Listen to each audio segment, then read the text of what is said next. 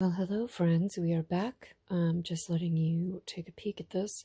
I'm going to go try and run first layer of just stitched a leaf stitch and attempt it on one of the trees. We'll see how we like it.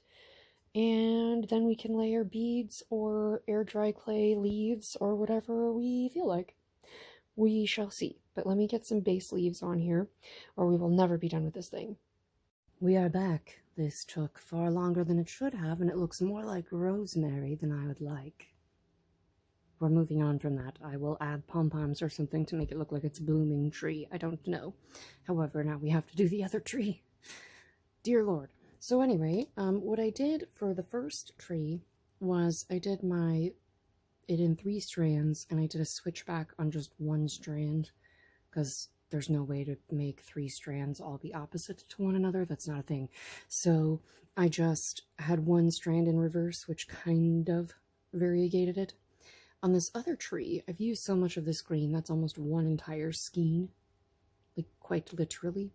On the other side, we're going to mix in the next shade of yellow in the variegateds and let 1 strand of that go in, because we will then get 1/3 more per length of the bright green out of it, and hopefully we'll be able to speed through this tree.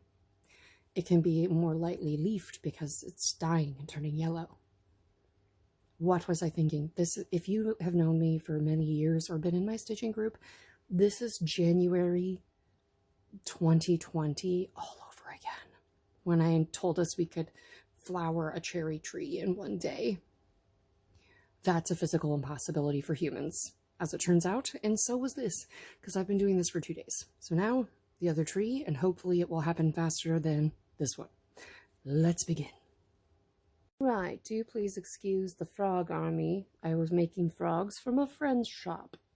We have finished the trees for the moment. I have beads and stuff to add to them, but if I do add them, it will be off camera probably, because that's an even harder thing for me to film. However, I think I am going to take 2 shades of variegated. I'm not going to do the splitsies thing. This one I just added a yellow that, like, 92 is the green and 94 I think is the yellow, or vice versa. Take your pick. But the path I would like to get in a little more clearly here, and I think I'm just going to use straight stitches kind of in a bricking pattern so it looks like rubble and like a pathway. And then I have a variegated that matches almost these exact 3 rock colors, so we will add some around that. All right, we have trees, we'll travel. Let's go.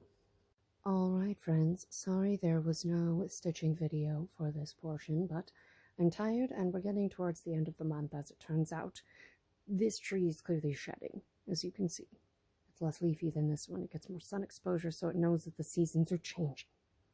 That's what I'm going with anyway. Anyway, I really like how a path came out just using a variegated and gobs of little straight stitches. All right, in the next one, we will be foliating, because everything else is mostly done. Foliating and adding little embellishments and whatnot, and hopefully there will be more video of that than there was in this one of me actually working. Again, just too tired. Too many things going on. But I hope you're enjoying this journey, and I hope you are stitching along with me, and I'll see you in the next one. Bye!